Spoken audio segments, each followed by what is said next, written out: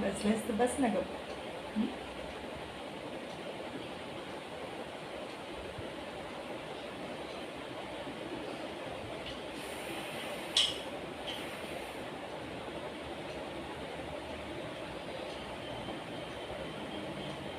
गरज आहे तुला काय रे?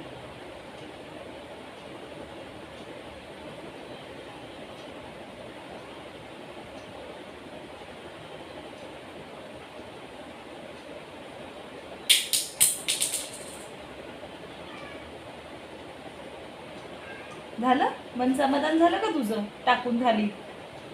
घेऊन ये आता जा.